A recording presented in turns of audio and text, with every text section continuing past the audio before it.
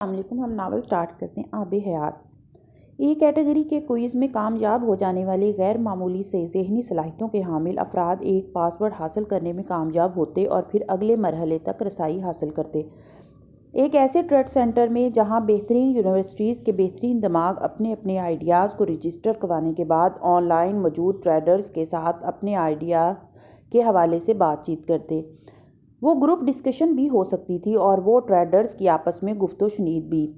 پہلے مرحلے پر حمین صرف 5 بڑی کمپنیز کو اس بات پر آمادہ کر پایا تھا کہ وہ اس ٹریڈ روم میں آئیڈیا لے کر آنے والوں کے آئیڈیاز سنیں اور اس پر ان سے بات چیت کریں۔ اگر انہیں کسی کا آئیڈیا پسند آ جائے تو اس کے عوض انہیں ایک مخصوص فیس ادا کرنی تھی۔ اگر وہاں کوئی آئیڈیا انہیں پسند آ جاتا اور اسے خریدنے، اس میں انویسٹ کرنے یا اس میں پارٹنرشپ کرنے پر تیار ہوتے تو کیٹیگری بی میں پیش ہونے والے آئیڈیاز کی ٹریڈنگ بھی اسی فارمولے کے تحت ہوتی تھی۔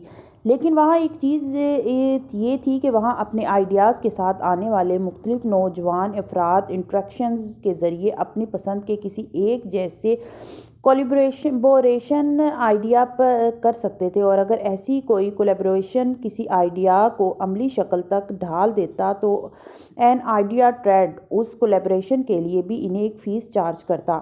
کیٹیگری سی اس سے بھی آسان تھی۔ وہاں ٹریڈ کے لیے آنے والے ٹریڈرز اپنے آئیڈیاز کو بیٹر بھی کر سکتے تھے، یعنی کسی بھی ٹریڈر کو اگر دوسرے کا آئیڈیا پسند آتا اور وہ اسے کیش سے خریدنے کی اہلیت نہ رکھتا ہو تو پھر وہ اس آئیڈیا کے بدلے کچھ اور سروسز اسکلز آئیڈیا یا پروجیکٹ اسے پیش کر سکتا تھا۔ وہ بہت بیسک سا فارمولہ تھا جو حمید نے صرف ذہانت کو انکیش کرنے کی بنیاد پر نکالا تھا اور اپلائی کیا تھا۔ پہلی بار اس کی کلائنٹ بننے والی 5 میں سے 3 کمپنیز کو وہاں پہلے مہینے میں 3 ایسے آئیڈیاز پسند آ گئے تھے جن کے ٹریڈرز کو انہوں نے ہائر کر لیا تھا۔ 3 سال پہلے کلائنٹس اور ٹریڈرز کی ایک محدود تعداد سے شروع ہونے والی کمپنی اب ان بیسک ٹریڈنگ سے بہت آگے بڑھ چکی تھی۔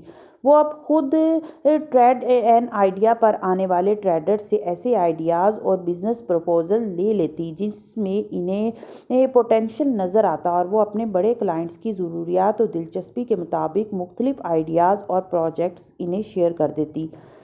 ٹریڈ این آئیڈیا نے پچھلے 3 سال میں 300 ایسی نئی کمپنیز کی بنیاد رکھی تھی جن کے آئیڈیاز ان کے پلیٹ فارم پر آنے کے بعد مختلف بین الاقوامی کمپنیز نے ان آئیڈیاز میں انویسٹمنٹ کی تھی۔ ٹریڈ این آئیڈیا سے ملنے والے آئیڈیاز پر تکمیل پانے والے پروجیکٹس کی کامیابی کا 90% ریشیو تھا۔ دنیا کے 100 بہترین اداروں کے بہترین اسٹوڈنٹس کو ایک پلیٹ فارم پر لانے والا یہ ادارہ اب دنیا کی ہزاروں یونیورسٹیز کے لاکھوں اسٹوڈنٹس کو اپنے آئیڈیاز گھر بیٹھے آن لائن نامور اور کامیاب ترین کمپنیز کے نمائندوں کے سامنے پیش کرنے کا موقع دے رہا تھا۔ وہ پلیٹ فارم ایک ڈریم پلیٹ فارم تھا۔ ٹریڈ این آئیڈیا اب انہی کیٹیگریز کے ساتھ ایک اور ایسی کیٹیگری کا اضافہ کر چکا تھا جہاں کوئی بھی شخص اپنی خسارے میں جانے والی company, business set up, projects بیچ سکتا تھا اور آن لائن ہی اس کی ایویلویشن بھی کروا سکتا تھا۔ حمید سکندر کا نام دنیا کی کسی بھی بڑی مالیاتی کمپنی کے لیے اب نیا نہیں تھا۔ اس کی کمپنی ٹریڈ کے نئے اصول لے آئی تھی اور ان نئے اصولوں پر کام کر رہی تھی۔ اکثر لوگوں کا خیال ہے میں رول ماڈل ہوں۔ ہو سکتا ہے میں بہت ساروں کے لیے ہوں، لیکن خود مجھے رول ماڈل کی تلاش کبھی نہیں رہی۔ تالیوں کا شور تھم جانے کے بعد اس نے دوبارہ کہنا شروع کیا، رول ماڈلز اور آئیڈیلز کتابوں میں زیادہ ملتے ہیں اور میرے ماں باپ کو ہمیشہ مجھ سے یہ شکایت رہی کہ میں کتابیں نہیں پڑھتا۔ وہاں بیٹھے ہوئے اسٹوڈنٹس میں کھلکھلاہٹیں ابھری تھی اور اگلی ایک نشست پر بیٹھی امامہ بھی ہنس پڑی تھی۔ میں نے اپنی زندگی میں دلچسپی سے صرف ایک کتاب پڑھی تھی اور وہ میرے باپ کی آٹو بایوگرافی تھی، وہ بھی 12 سال کی عمر میں۔ میں اپنی ماں کے لیپ ٹاپ میں سامنے والی نشستوں پر بیٹھی امامہ کا رنگ فک ہو گیا۔ وہ ہنسنا ایک دم بھول گئی تھی۔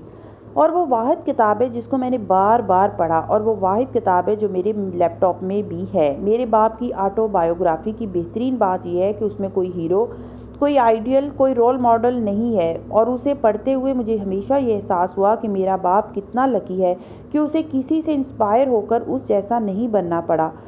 زندگی گزارنے کے ان کے اپنے اصول اور فارمولاز ان کے بچپن اور جوانی کو ڈائیکیٹ کرتے ہیں۔ وہ کہتا جا رہا تھا اور وہاں بیٹھی امامہ عجیب سے شوق اور شرمندگی میں بیٹھی تھی۔ وہ کتاب جسے وہ آج بھی پبلش کروانا نہیں چاہتی تھی، صرف اس لیے کیونکہ وہ اپنی اولاد کو ان کے باپ کے حوالے سے کسی شرمندگی میں مبتلا نہیں دیکھنا چاہتی تھی۔ وہ کتاب اس کی تیسری اولاد 12 سال کی عمر صرف ایک بار نہیں بار بار پڑھتا رہا تھا۔ اس کی ایک کاپی اس کے لیپ ٹاپ تک بھی چلی گئی تھی اور وہ بے خبر تھی۔ میں نے اس کتاب کو پڑھنے کے بعد یہ طے کیا تھا کہ مجھے انسپائر ہونے جیسا آسان کام نہیں کرنا، انسپائر کرنے جیسا مشکل کام کر کے دیکھنا ہے۔ وہ کہہ رہا تھا، میرا تعارف کرواتے وقت وہ ساری چیزیں گنوائی گئیں جن سے آپ سب کے سانس رک جائیں، آنکھیں چھپکنا بند ہو جائیں، منہ کھلے کے کھلے رہ جائیں۔ میں نے کس عمر میں کیا کر دیا اور کس عمر میں کیا؟ اس سال میری کمپنی کا ٹرن اوور کیا تھا؟ دنیا کے 10 بہترین انٹرپرینرز میں کس نمبر پہ ہوں؟ دنیا کی کون کون سی کمپنیاں میری کلائنٹ ہیں؟ آپ میں سے اگر کوئی مجھ سے اور میری کامیابی سے متاثر نہیں ہوا، یہ سب سن کر بھی تو مجھے حیرت ہوگی۔ وہ رکا، جیسے مجمع کی آنکھوں میں آنکھیں ڈالتے ہوئے اس نے کہا، لیکن اس تعارف میں بہت سے ایسے فیکٹس شامل ہیں جن کو سن کر آپ کو مجھ میں اپنا آپ یا اپنے آپ میں دکھنے لگوں گا، جسے اس تعارف میں یہ حقیقت شامل نہیں ہے کہ میں آج تک کوشش کے باوجود کبھی اپنی بہن سے لیا گیا قرض واپس نہیں کر سکا۔ مجمع میں ہلکی تالیوں کے ساتھ کہکے گونجے۔ حمین بے حد سنجیدہ تھا، لیکن میں ایک دن وہ ساری رقم واپس کروں گا۔ یہ وہ وعدہ ہے جو میں اس سے 8 سال کی عمر سے کر رہا ہوں، جب میں نے اس سے پہلی بار قرض لیا تھا اور میں کبھی وعدہ پورا نہیں کر سکا۔ وہ ہنستے ہوئے مجمع کے سامنے بے حد سنجیدگی سے کہہ رہا تھا، میری بہن کے پاس ایک ڈائریز کا ایک ڈھیر ہے جس میں میں نے اس سے جو ادھار لیے جانے والا ایک سینٹ کا بھی حساب رکھا ہوا ہے۔ تالیوں کے شور میں وہ رکا، اور ہر اچھے بزنس مین کی طرح میں بھی اتنی بڑی رقم فوری طور پر کسی کو نہیں دے سکتا، چاہے وہ قرضے کی واپسی ہی کیوں نہ ہو۔ وہ بول رہا تھا، اور میں سست ہوں، ضرورتاً جھوٹ بولتا ہوں، چیزیں اکثر بھول جاتا ہوں، دوستوں کو مایوس کرتا ہوں۔ اس کے ہر جملے پر وہ اسٹوڈنٹس پرجوش انداز میں تالیاں بجا رہے تھے، جیسے کسی راک سٹار کو داد دے رہے تھے۔ اور ان تمام خامیوں کے ساتھ بھی مجھے اگر میری اس فہرست میں رکھا جائے تو یہ بہت خوفناک بات ہے۔ خوفناک اس لیے کیونکہ ہم ایک ایسے زمانے میں داخل ہو چکے ہیں جہاں صرف کامیابی ہمیں قابل عزت اور قابل رشک بنا رہی ہے، ہماری انسانی خصوصیات اور خوبیاں نہیں۔ تالیوں کے شور نے ایک بار پھر اسے رکنے پر مجبور کیا تھا۔ مجمع اب اس کے سینس آف ہیومر کو نہیں، اس کے ان الفاظ کو سراہ رہا تھا۔ گریجویٹنگ اسٹوڈنٹس کے MIT کو یہ بات کہتے ہوئے میں اسٹوپڈ لگوں گا کہ ان چیزوں کو ریڈیفائن کریں جو ہمارے لیے انسپریشنل ہونی چاہیے۔ میں 10 سال کا تھا جب میرے باپ نے مجھے زبردستی پاکستان بھیج دیا، مجھے اور میری فیملی کو، کیونکہ میرے دادا کو الزائمر تھا اور میرے باپ کا خیال تھا انہیں ہماری ضرورت تھی۔ میں نے اگلے 6 سال اپنے دادا کے ساتھ گزارے تھے۔ دنیا کی کوئی یونیورسٹی مجھے وہ تربیت اور علم نہیں دے سکی جو الزائمر کے ہاتھوں اپنی یادداشت کھوتے ہوئے اس 75 سال کے بوڑھے نے اپنے 10 سال کے پوتے کو دی۔ MIT بھی نہیں۔ سناٹے کو تالیوں نے توڑا تھا، پھر اس کے لیے کھڑے ہو جانے والے ہجوم نے اگلے کئی منٹ اپنے ہاتھ نہیں روکے۔ میں ہمیشہ سوچتا تھا اس سب کا فائدہ کیا تھا؟ مجھے امریکہ میں ہونا چاہیے تھا، دادا کے پاس نہیں۔ لیکن پھر آہستہ آہستہ سب کچھ بدلنا شروع ہو گیا۔ مجھے ان کے ساتھ بیٹھنا، بات کرنا، سننا اور ان کی مدد کرنا اچھا لگنے لگا۔ 10 سال کا بچہ کبھی یہ نہیں سمجھ سکتا کہ کوئی انسان سامنے پڑی ہوئی چیز کا نام کیسے بھول سکتا ہے، لیکن میں یہ سب دیکھ رہا تھا اور اس سب نے مجھے ایک چیز سکھائی تھی، There is no tomorrow۔ جو بھی ہے آج ہے، اور آج کا بہترین مصرف ہونا چاہیے۔ کل چانس ہے، ہو سکتا ہے آپ کو نہ ملے۔ اس نے تقریر ختم کر دی تھی۔ وہ پورا مجمع ایک بار پھر اس کے لیے کھڑا ہو چکا تھا، تالیاں بجاتے ہوئے۔ امامہ بھی تالیاں بجا رہی تھی، ہلکی مسکراہٹ کے ساتھ اسے دیکھتے ہوئے، اسے داد دیتے ہوئے۔ اس کی اولاد نے اسے ایسے بہت سے فخریہ لمحے دیے تھے، بہت سارے۔ آہستہ آہستہ اس گھر کے سارے پرندے اڑ گئے تھے، جبریل، عنایا، حمین، رئیسہ، مگر ہر ایک کی پرواز شاندار تھی۔ وہ جس آسمان پر بھی اڑ رہے تھے، فاتحانہ انداز میں اڑ رہے تھے۔ تم سمجھدار ہو گئے ہو یا ایکٹنگ کر رہے ہو؟ وہاں سے واپسی پر امامہ نے اس سے گاڑی میں کہا تھا۔ وہ ڈرائیونگ کرتے ہوئے ہنس پڑا۔ ایکٹنگ کر رہا تھا؟ یہ تو ظاہر ہے، غلط سوال کر لیا آپ نے مجھ سے۔ اس نے ماں کی بات کے جواب میں کہا تھا، تم بے حد خراب ہو حمین۔ امامہ کو ایک دم جیسے یاد آیا، میں بھی سوچ رہا تھا آپ بابا کی آٹو بایوگرافی بھول کیسے گئیں؟ حمین نے ماں کے اس جملے پر برق رفتاری سے کہا، تمہیں اسے نہیں پڑھنا چاہیے تھا۔ امامہ اب بھی سنجیدہ تھی۔ آپ ہی کہتی ہیں کتابیں پڑھنا اچھی عادت ہے۔ اس نے ماں سے کہا، میں نے یہ نہیں کہا تھا کہ کتابیں چوری کر کے اور بغیر اجازت پڑھو۔ ماما نے اسی سنجیدگی سے اسے ڈانٹا، زندگی میں پہلی اور آخری بار کوئی کتاب چوری کر کے پڑھی ہے، اب تسلی رکھیں، میں اتنا پیشنیٹ نہیں ہوں ریڈنگ کے بارے میں۔ اس نے بڑے اطمینان سے کہا۔ ماما اگر اسے شرمندہ دیکھنا چاہتی تھی تو یہ اس کی غلط فہمی تھی۔ اس کے پاس ہر لاجک اور ہر بات کا بہانہ تھا۔ سلار کا بیٹا تھا تو ان چیزوں کی افراد تھی اس کے پاس۔ ممی آپ خواہ مخواہ ہی پریشان ہوتی رہتی ہیں، اب ہم بڑے ہو چکے ہیں، آپ ہر بات ہم سے راز نہیں رکھ سکتی۔ اس نے ماں کا کندھا تھپکتے ہوئے جیسے اسے یاد دلایا، باقی تینوں ہو چکے ہیں، تم نہیں ہوئے۔ ماما نے اس کی بات کو ایک کان سے سن کر دوسرے کان سے اڑاتے ہوئے کہا، دیٹس ناٹ فیئر، آپ نے میری سپیچ نہیں سنی کیا؟ اس نے بے ساختہ اعتراض کرتے ہوئے کہا تھا، وہ سپیچ عنایا نے لکھی ہوگی۔ ماما نے کہا۔ وہ ایک لمحے کے لیے وہ لاجواب ہوا اور ونڈ اسکرین سے باہر دیکھتے ہوئے بھی اسے ماما کی چبھتی نظروں کا احساس ہو رہا تھا۔ شی جسٹ ایڈیٹڈ اٹ، اس نے بالآخر اعتراف کیا، ایز آلویز، ماما نے جتانے والے انداز میں کہتے ہوئے گہرا سانس لیا۔ You know it very well, میں ساری عمر سپیچز لکھتا رہا ہوں، کرتا رہا ہوں، یہ مشکل نہیں ہے میرے لیے، میں خود بھی کر سکتا ہوں۔ کر سکتے ہو، بالکل کر سکتے ہو، لیکن بس یہ نہ کہو کہ تمہاری سپیچ سن کر تمہارے سمجھدار ہونے کا یقین کر لوں۔ ماما مزید کچھ کہنے کی بجائے خفگی کے عالم میں خاموش ہو گئی اور ونڈ اسکرین سے باہر دیکھنے لگی۔ غصے میں آپ بہت حسین لگتی ہیں، اس نے یکدم بڑی سنجیدگی سے ماں سے کہا۔ ماما نے گردن موڑ کر اسے دیکھا۔ یہ بھی میں نے بابا کی کتاب میں کہیں پڑھا تھا، چیپٹر نمبر 5 میں، نہیں شاید 4 میں۔ وہ اب اپنا بازو اس کے کندھے کے گرد پھیلائے ماں کو منانے کی کوشش کر رہا تھا۔ واقعی لکھا تمہارے بابا نے؟ ماما نے جیسے بے یقینی سے اسے پوچھا، اس کے باوجود کہ وہ یہ کتاب درجنوں بار پڑھ چکی تھی، ایڈٹ ری ایڈٹ کر چکی تھی، اس کے باوجود ایک لمحے کے لیے اسے واقعی شائبہ ہوا۔ لکھا تو نہیں، لیکن اگر آپ کہیں تو میں ایڈٹ کر کے شامل کر دیتا ہوں، آپ کو ویسے بھی پتہ ہے میں غلط باتوں کا چیمپئن ہوں۔ اس نے بے حد اطمینان سے ماں سے کہا۔ وہ ہنس پڑی، وہ واقعی یہ بھی کر سکتا تھا، اس کے لیے اسے شبہ نہیں تھا۔ ہم کہیں مل سکتے ہیں؟ اسکرین چمکی۔ کہاں؟ تحریر ابھری۔ جہاں بھی تمہیں آسانی ہو میں آ جاؤں گا، جواب آیا۔ اچھا سوچتی ہوں، لفظوں نے کہا۔ دوسرے حصے کے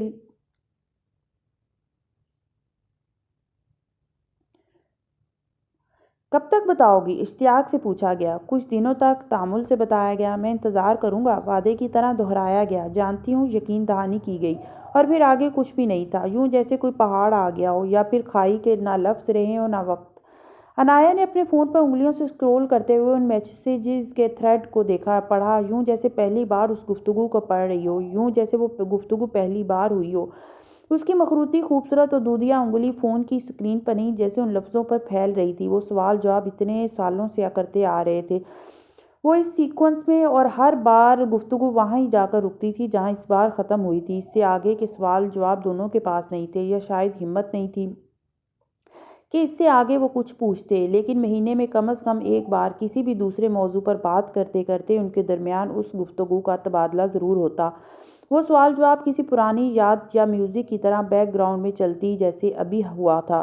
وہ کسی اور موضوع پر بات کر رہے تھے اور بات وہاں تک آ گئی تھی، اور جہاں آ گئی تھی وہاں رک گئی تھی۔ اب وہاں سے موضوع بدلنے کے لیے انہیں پھر کچھ وقت چاہیے تھا۔ وہ ایرک سے محبت نہیں کرتی تھی، اور اسے شبہ تھا شاید وہ بھی نہ کرتا ہو۔ بہت سے احساس، وہم اور خوش فہمی بھی تو ہو سکتے تھے، مگر یہ بھی درست تھا کہ اتنے سالوں میں ایرک کے علاوہ اس کے سرکل میں کوئی مرد دوست نہیں تھا۔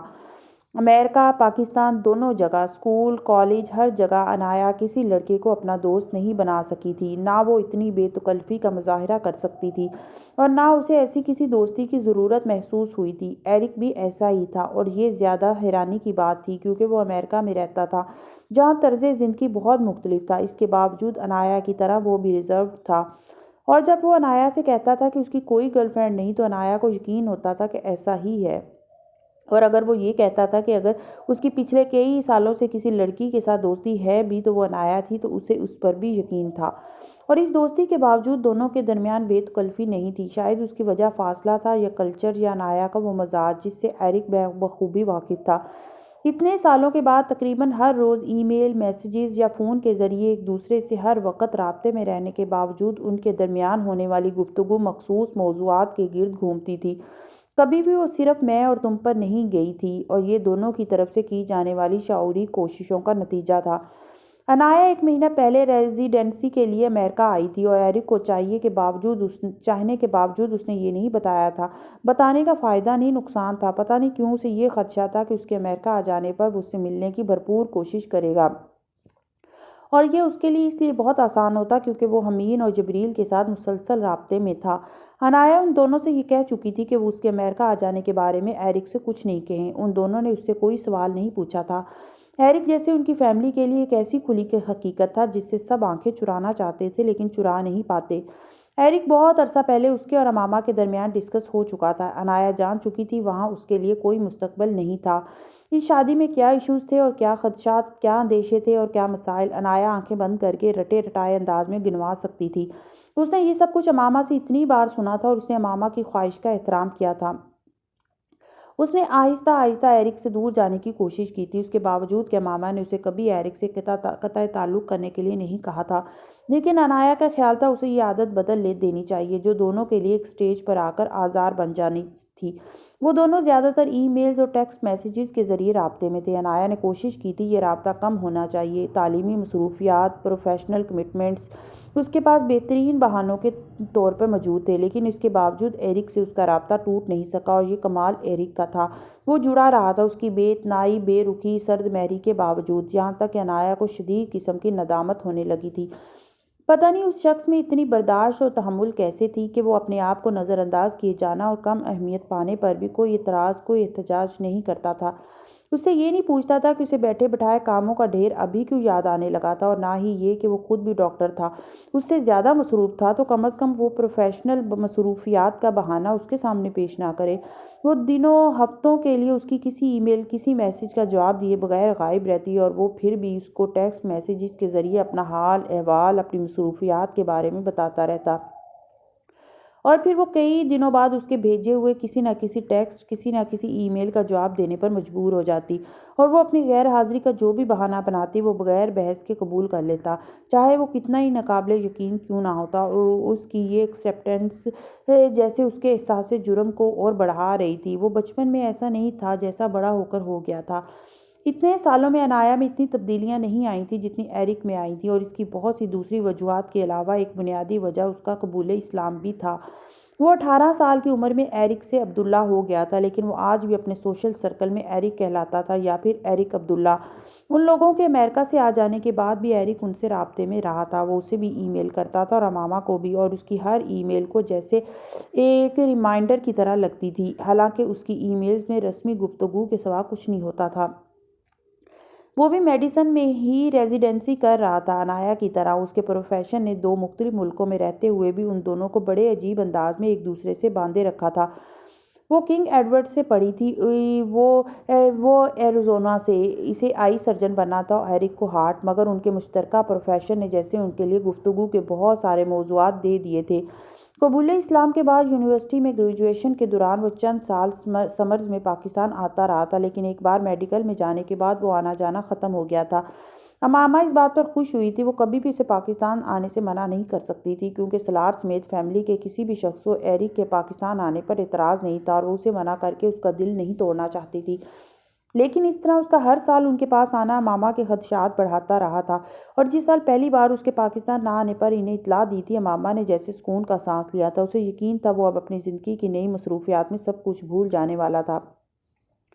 کچھ ایسا ہی انایا نے بھی سوچا تھا، اسے بھی لگا تھا ایرک بدل جائے گا، اور وہ اس کے لیے ذہنی طور پر تیار تھی۔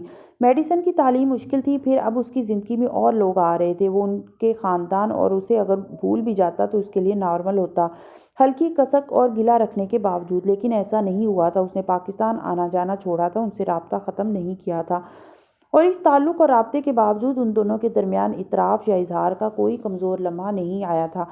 اسے بار بار یہ احساس ہوتا تھا کہ وہ اس کے لیے اسپیشل تھی، لیکن یہ جملہ اس نے کبھی اس کی زبان سے نہیں سنا تھا، اور یہ شاید بہت اچھا ہی تھا۔ تعلق ختم کرتے ہوئے گلے اور شکایتیں کچھ کم رہتی، تکلیف بھی، یہ انایا اسکندر کا خیال تھا۔ اس کے لیے اب رشتے دیکھے جا رہے تھے، میچ میکنگ کی کوشش ہو رہی تھی، اسے اندازہ تھا اس کی ریزیڈنسی کے دوران ہی اس کی منگنی یا شادی ہو جائے گی، اور وہ اس کے لیے اپنے آپ کو ذہنی طور پر تیار کرتے ہوئے ان فیملیز اور لڑکوں سے بھی مل رہی تھی جن سے اس کا رشتہ طے پانے کا امکان تھا، اور اس سب کچھ کے درمیان ایرک عبداللہ وہیں کا وہیں کھڑا تھا، نہ وہ زندگی سے جاتا تھا، نہ دل سے، نہ دماغ سے۔ اس دن بھی ان دونوں کے درمیان ایک کیچنگ ایپ پر معمول کے میسیجز کا تبادلہ ہو رہا تھا۔ وہ اسے اپنے ہاسپٹل کا کوئی مسئلہ بتا رہا تھا، اس نے جواباً بڑی روانی سے اسے اپنے ہاسپٹل کا نام بتاتے ہوئے وہاں کے کسی مسئلے کا ذکر کیا اور سینڈ کا بٹن دباتے ہوئے بے اختیار اپنی غلطی پر پچھتائی۔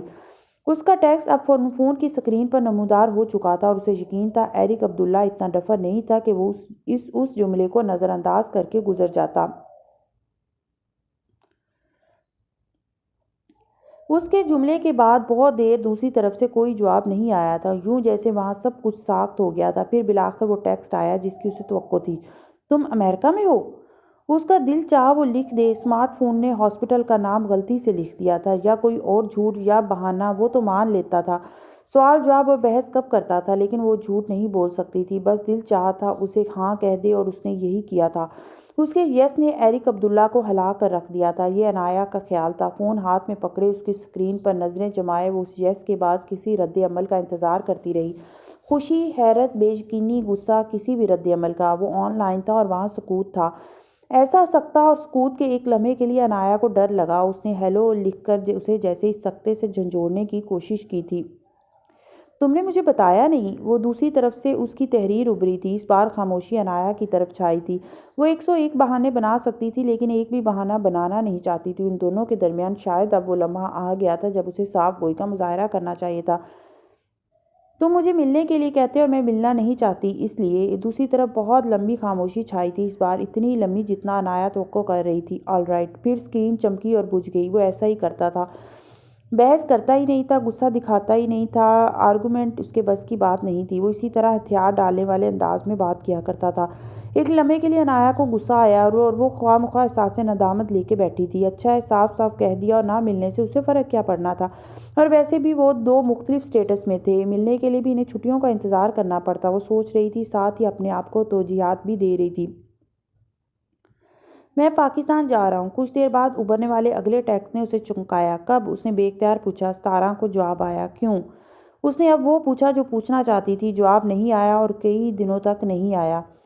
حشام نے اسے دیکھتے ہوئے چائے کا مگ خالی کیا۔ وہ اس کے کچھ فاصلوں پر اشاروں کی زبان میں اپنے سامنے بیٹھی عورتوں اور بچوں سے مخاطب انہیں صحت و صفائی کے حوالے سے سمجھاتے ہوئے اپنے بیگ سے اس سے متعلقہ چیزیں نکال کر دے رہی تھی۔ صابن، toothpaste, toothbrush, toothpick, روئی، nail cutter, cotton bud, shampoo, first aid kit, اس میں موجود سامان، وہ سب عام استعمال کی چیزیں تھیں جنہیں کسی ترقی یافتہ یا ترقی پذیر ملک میں بھی بیٹھ کر کسی کو ان کا استعمال سمجھانے کی ضرورت نہیں پڑتی تھی۔ لیکن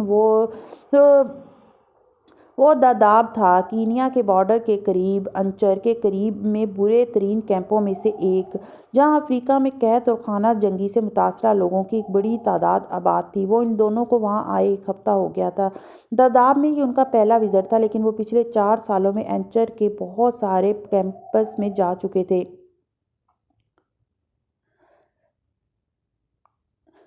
افریقہ، ایشیا، لاطینی امریکہ، یہ ان کی تفریح بھی تھی، پیشن بھی اور کام بھی۔ لکڑی کی ایک خالی پیٹی کو الٹا کر بیٹھے، ویسے ہی ایک دوسری پیٹی کو میز بنائے اور اس پر چائے کے مگ رکھے، اپنی چائے میں بسکٹ ڈبو کر کھاتے ہوئے وہ شدید تھکن کے عالم میں بھی اسے دیکھتا رہا۔ وہ مختلف جگہوں پر نئے آنے والے پناہ گزینوں کے ساتھ اس دن صبح سے ہونے والے ان کا 28واں کیمپ تھا۔ وہ گروپ کی شکل میں نکلے تھے اور اب 2-2 کی ٹولیوں میں لگے نئے خیموں میں جا کر اندراج کرتے ہوئے صحت و صفائی کے حوالے سے سامان تقسیم کرتے پھر رہے تھے۔ اور اب شام ہونے والی تھی۔ حشام نے اپنا کام ختم کر لیا تھا۔ گرم پانی کے فلاسک اور پشت پر لدے بیگ سے کپ، مگ اور چائے کا سامان نکال کر وہ اپنے ساتھی کے واپس آنے سے پہلے ہی چائے بنا کر اس کا انتظار کر رہا تھا، اور وہ ابھی بھی وہیں تھی، اسی طرح اپنے کام میں محو۔ اس نے اپنا مگ دوبارہ چائے سے بھرا۔ وہ اس کے ساتھ دنیا کے بہت سارے ملکوں میں جا چکا تھا، اور لوگ کوئی بھی ہوں، زبان کوئی بھی، اس نے اپنے ساتھی کو کبھی کسی دقت کا شکار نہیں دیکھا تھا۔ وہ اشاروں کی زبان کی ماہر تھی، لیکن ہشام جانتا تھا وہ اشاروں کے بغیر بھی کسی گونگے سے اس کے دل کا حال اگلوا لیتی۔ ایک عجیب گرم جوشی تھی اس میں جو کسی کا بھی دل موم کر کے رکھ دیتی، اور وہ اب یہی کر رہی تھی۔ ان گندے، کمزور، بیمار، قحط زدہ، تباہ حال لوگوں کے بیچ بیٹھی وہ پروفیشنل مہارت سے اپنا کام کرتے ہوئے اشاروں کی زبان اور ٹوٹی ہوئی مقامی زبان میں ان سے گپ شپ کرنے کی کوشش کر رہی تھی۔ بچوں کے ساتھ ہلکی پھلکی چھیڑ چھاڑ، عورتوں کے ساتھ مسکراہٹوں اور مانکوں کا تبادلہ۔ وہ اپنا کام تقریباً ختم کرنے کے قریب تھی۔ اس کے پاس موجود سامان ختم ہو چکا تھا، اور جس خالی بیگ میں وہ تھا وہ بیگ اس نے ایک 5 سالہ بچے کو اوڑھنے کے والے انداز میں دیا تھا، جو بار بار اس بیگ کو لینے کے لیے ہاتھ پھیلا رہا تھا۔ اور پھر ہشام نے ایک چھوٹی بچی کو اس کے بالوں میں لگی ہوئی ایک خوبصورت ہیئر پن کو چھوتے دیکھا۔ وہ زمین پر پڑے ایک لکڑی کے کریٹ پر بیٹھی تھی، اور وہ بچی اس کے عقب میں جا کر اس کے تقریباً جوڑے والے انداز میں لپیٹے ہوئے بالوں کو چھیڑ رہی تھی، اور پھر اس نے اس ہیئر پن کو اتارنے کی کوشش کی۔ ہشام نے اسے پلٹ کر اس بچی کو اٹھا کر اپنی گود میں لیتے دیکھا، اور اپنے بالوں پر لگی ہوئی ہیئر پن اتار کر اس نے اس بچی کے گھنگریالے بالوں میں لگا دی، اور اسے گود سے اتارتے ہوئے وہ اٹھ کھڑی ہوئی۔ وہ پہلی بار وہ بالآخر ہشام کی طرف متوجہ ہوئی، جو تب تک چائے کا دوسرا مگ بھی ختم کرنے کے قریب تھا۔ انہیں وہاں سے ابھی کافی دور چل کر جانا تھا، جہاں سے انہیں اینچر کی گاڑی مل جاتی جو انہیں اس جگہ لے جاتی جہاں پر ان تمام ورکرز کی رہائش تھی۔ ہشام نے اسے بلا کر اپنی طرف آتے دیکھا۔ وہ دور سے مسکرائی۔ ہشام نے بھی اس کی مسکراہٹ کا جواب مسکراہٹ سے دیا۔ تم ہر کام بہت جلدی کر لیتے ہو۔ اس کے قریب آ کر لکڑی کے ایک الٹائے ہوئے کریٹ پر بیٹھتے ہوئے اس نے جیسے ہشام کو سراہا۔ وہ واقعی اپنے ذمہ لگائے ہوئے تمام کام بہت تیزی سے کرنے کا عادی تھا۔ عقل مند ہوں اس لیے۔ اس نے جواباً مسکراتے ہوئے چائے کا وہ مگ اس کی طرف بڑھایا جس میں پڑی چائے کے ٹھنڈا ہونے پر اس نے اسے پھینک کر اس کے لیے ابھی دوبارہ چائے بنائی تھی۔ مجھ سے بھی زیادہ، اس کی ساتھی نے چائے کا مگ ہشام سے لیتے ہوئے بے حد جتانے والے انداز میں کہا۔ تم سے تو واقعی زیادہ، اس نے مصنوعی سنجیدگی سے کہا۔ شام اب آہستہ آہستہ گہری ہو رہی تھی۔ پناہ گزینوں کا وہ ہجوم اب آہستہ آہستہ وہاں سے دور اپنے خیموں کی طرف جا رہا تھا۔ وہ جانتے تھے آج انہیں جو کچھ ملنا تھا مل چکا تھا۔ ایک کچی پگڈنڈی نما سڑک کے کنارے سبزے میں لکڑی کے کریٹ الٹائے چائے کے سپ لیتے وہ دونوں اپنی ٹانگیں سیدھی کیے جیسے اپنی تھکن اتار رہے تھے۔ تمہارے لیے کچھ ہے؟ ہشام نے چائے کا آخری گھونٹ لے کر مگ رکھتے ہوئے جیب سے کچھ نکال کر اس کی طرف بڑھایا۔ رئیسہ نے اس انگوٹھی کو بے حد تعجب کے عالم میں دیکھا تھا جو ہشام نے اس کے سامنے بڑھائی تھی۔ بے حد خوبصورت رنگ جو آنکھوں کو خیرہ کر دینے والی ڈائمنڈ رنگ تھی۔ اس نے سر اٹھا کر ہشام کو دیکھا اور کچھ دیر کے لیے جیسے چائے پینا بھول گئی جو وہ مگ میں ہاتھوں میں لیے بیٹھی تھی۔ یہ کہاں سے ملی؟ وہ داداب کے اس ویرانے میں اس انگوٹھی کو دیکھ کر جو خیال کسی کو آنا چاہیے تھا وہی رئیسہ کو بھی آیا تھا۔ کیا مطلب کہاں سے ملی؟ ہشام بری طرح بدکا۔ میں نے خریدی ہے، اس نے اپنے لفظوں پر زور دیتے ہوئے کہا۔ کہاں سے؟ وہ پوچھے بغیر نہیں رہ سکی۔ نیروبی سے، شام نے جواب دیا۔ پھر مجھے کیوں دے رہے ہو؟ اس نے چائے پینا دوبارہ شروع کرتے ہوئے کہا۔ سوال کرنے کے باوجود وہ نروس ہوئی تھی۔ اسے یکدم اندازہ ہوا تھا کہ یہ کیا ہو رہا تھا۔ تمہیں پرپوز کر رہا ہوں۔ ہشام نے ایک بار پھر اس انگوٹھی کو اس کے سامنے کرتے ہوئے کہا۔ رئیسہ نے ایک نظر اسے دیکھا، ایک نظر اس انگوٹھی کو، اور پھر گردن گھما کر اس پورے علاقے کو۔ وہ خاردار جھاڑیوں اور پناہ گزینوں کے بیچوں بیچ اسے ایک ڈائمنڈ رنگ پیش کرتے ہوئے پرپوز کر رہا تھا۔ وہ کسی بھی لڑکی کے لیے ایک رومانٹک لمحہ تھا، اور اس کے لیے بھی ہوتا اگر اسے یکدم ہنسی آنا شروع نہ ہو گئی ہوتی۔ چائے کا مگ لکڑی کے کریٹ پر رکھتے ہوئے بے اختیار کہکہ لگاتے ہوئے ہنسی سے بے حال ہونے لگی تھی۔ ہشام بری طرح نادم ہوا۔ اس نے ڈبیا بند کر دی۔ یہ اس طرح ہنسنے کا کیا مطلب ہے؟ اس نے رئیسہ سے پوچھا۔ وہ اب اپنی ہنسی پر قابو پا چکی تھی۔ ہم یہاں ریلیف کے کام کے لیے آئے ہیں، اس نے ہشام کو یاد دہانی کرانے والے انداز میں کہا۔ تم کچھ اور سوچ بھی کیسے سکتے ہو؟ کیوں نہیں سوچ سکتا؟ ہشام نے بحث کرنے والے انداز میں کہا۔ ہمیشہ سوچتا رہا ہوں، اور بس میرا دل چاہا میں تمہیں پرپوز کر دوں تو کر دیا۔ رئیسہ نے چائے کا مگ دوبارہ منہ سے لگا لیا۔ وہ اب سنجیدہ تھی۔ ہشام ڈبیا ہاتھ میں پکڑے چپ چاپ اسے چائے پیتے دیکھتا رہا۔ پھر اس نے کہا۔ تم کچھ نہیں کہو گی؟ میں اس بارے میں کچھ بھی نہیں کہہ سکتی۔ To brewery honest. اس نے بالآخر چائے کا مگ رکھ دیا۔ وہ اب اپنے بیک پیک کو کھول کر ایک ریڈیو نکال رہی تھی۔ وہ جیسے گفتگو کا موضوع بدلنے کی کوشش تھی۔ کیوں؟ تم پسند نہیں کرتی مجھے؟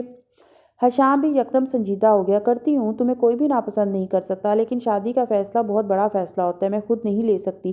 تمہیں میری فیملی کی رضامندی مجھے پرپوز کرنے سے پہلے لینی ہوگی۔ ریڈیو فریکوینسی سیٹ کرنے کی کوشش کرتے ہوئے اس نے ہشام کی طرف دیکھے بغیر اسے بے حد سنجیدگی سے کہا تھا۔ فیئر انف، حشام نے بے اختیار اطمینان کا سانس لیا۔ میں ان سے بات کر لوں گا، یہ تو بڑی بات نہیں۔ رئیسہ اسے کہہ نہیں سکی کہ اس کی قومیت اس کی فیملی کے لیے قابل اعتراض ہو سکتی تھی۔ وہ ایرک و عنایہ کے معاملے پر امامہ کی رائے سے بہت اچھی طرح واقف تھی۔ وہ اپنے تمام بچوں کی شادیاں پاکستانیوں سے کرنا چاہتی تھیں۔ تم یہ رنگ اپنے پاس رکھ لو، میں تمہاری فیملی سے بات کر لوں، تب تم پہن سکتی ہو۔ حشام نے وہ ڈبیا ایک بار پھر اس کی طرف بڑھایا۔ رئیسہ نے اپنا ہاتھ اس کی طرف نہیں بڑھایا تھا۔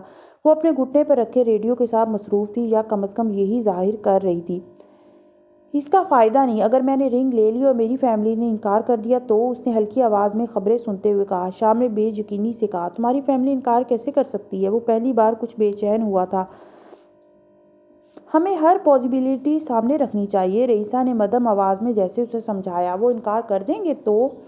حشام نے پوچھا۔ تو بس، رئیسہ نے کہا، یعنی بس ختم؟ حشام کو جیسے یقین نہیں آیا۔ تو تم یہ کیسے ہونے دو گی؟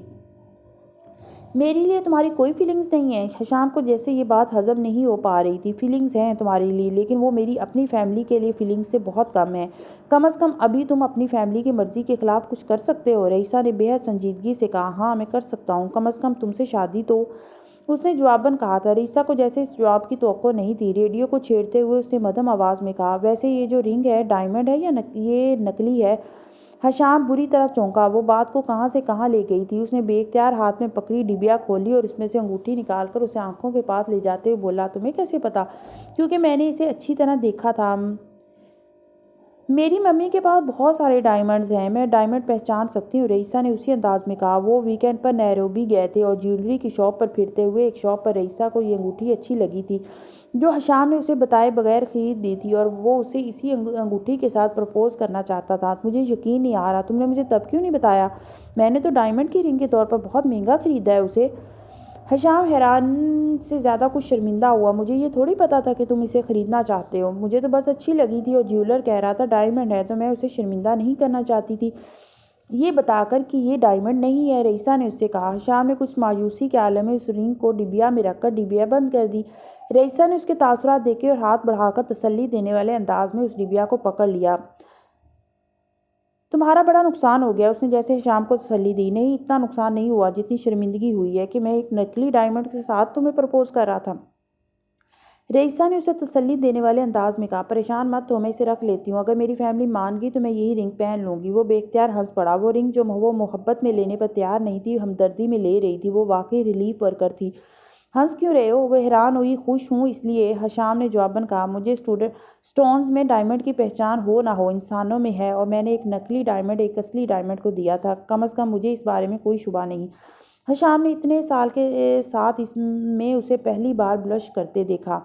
وہاں اب خاموشی تھی، ہوا کی سرسراہٹ، اترتی شام، اور اس میں ریڈیو پر چلنے والا وہ نیوز بلیٹن جس میں بحرین میں ایک طیارے کے کریش ہونے کی خبر دی جا رہی تھی، جس پر وہ دونوں اکٹھے متوجہ ہوئے تھے۔